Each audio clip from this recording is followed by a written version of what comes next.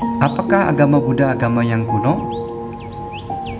Bapak, Ibu, serta saudara-saudara, kalau kita melihat agama Buddha hanya sekilas, maka kita akan dihadapi pada suatu pandangan bahwa agama Buddha adalah agama yang tidak menarik. Agama yang terkadang terlihat bersifat mistis dan tidak lagi cocok dengan kehidupan modern saat ini. Mengapa demikian? Hal ini dapat dimengerti karena mereka hanya melihat dari sudut atau tradisi luarnya saja. Padahal ajaran Buddha tidak pernah ketinggalan zaman. Lalu apa buktinya bahwa agama Buddha itu mengikuti perkembangan zaman? Setiap kali kita melaksanakan puja bakti, tentunya kita membacakan tuntunan Tisarana dan Pancasila, yaitu menghindari pembunuhan, mengambil barang yang tidak diberikan atau mencuri, berbuat asusila atau dikenal berzina, berkata tidak benar atau berbohong, serta makan atau minum minuman yang dapat melemahkan kesadaran. Apakah Pancasila ini sudah kuno dan milik agama Buddha saja? Apakah agama lain juga menghalalkan masalah pembunuhan, penganiayaan, pencurian, perzinahan, kebohongan, dan mabuk-mabukan? Tentu saja tidak. Karena semua manusia pasti harus melaksanakan Pancasila ini dengan baik. Dalam agama Buddha disebut Pancasila Buddhis. Hal ini berlaku baik pada masa lampau maupun masa yang akan datang.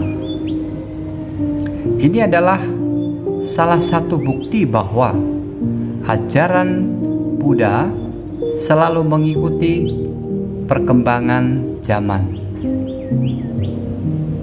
Nah, selain itu, agama Buddha juga memiliki intisari atau jantung ajaran Buddha, yaitu mengenai kurangi kejahatan, tambahlah kebajikan, sucikan hati dan pikiran. Apakah hal ini juga hanya berlaku di agama Buddha atau pada zaman kehidupan Buddha Gautama? Atau ini adalah milik agama Buddha saja? Apakah agama lain mengajarkan sesuatu yang diajarkan menambah kejahatan, kurangi kebaikan, dan kacaukan pikiran? Jawabannya tentu sama, yaitu tidak. Dengan demikian, tidak ada alasan untuk mengatakan bahwa agama Buddha adalah agama yang kuno, ajaran yang kuno, ajaran yang sudah tertinggal zaman. Karena sesungguhnya ajaran agama Buddha selalu mengikuti perkembangan zaman.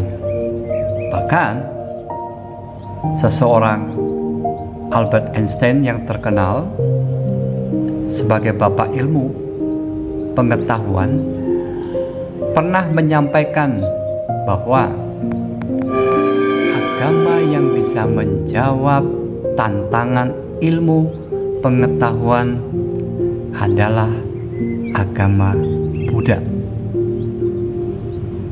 Selain hal tersebut, sebenarnya ajaran Buddha itu sudah disampaikan saat kita melakukan puja bakti, di mana di altar terdapat berbagai simbol-simbol seperti Buddha Rupang, atau orang menyebutnya patung Buddha,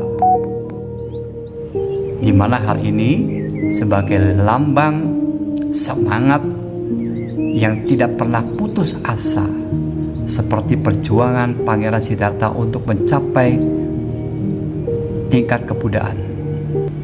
Hendaknya muncul semangat ini untuk bekerja, berjuang, meraih cita-cita apa yang kita inginkan. Demikian pula lilin sebagai lambang rela berkorban, rela hancur demi menerangi kegelapan. Ibarat dhamma ajaran Buddha sebagai pelita kegelapan dalam mengarungi kehidupan kita di dunia ini. Bunga sebagai simbol ketidakkekalan, lambang suatu perubahan yang selalu ada di dunia ini, di mana sebagai umat Buddha untuk selalu ingat dan sadar akan perubahan-perubahan yang dialaminya adalah suatu hal yang wajar, karena perubahan itu setiap manusia akan mengalaminya. Demikian pula simbol air. Air melambangkan pembersih segala kotoran, seperti air membersihkan semua debu-debu dan semua kotoran dalam batin manusia, dan dapat pula melambangkan sebagai kerendahan hati. Simbol buah yang ada di altar melambangkan karma, di mana biji tanaman buah apapun pasti yang kita tanam akan menghasilkan buah yang kita akan petik. Demikian pula lambang hiyo untuk keharuman, di mana suatu kebajikan akan memiliki nama yang harum yang bisa melawan arah mata angin. Nah, inilah manfaat dhamma, di mana dapat memberikan kebahagiaan bagi kita semua yang melaksanakannya di dalam kehidupan kita sehari-hari.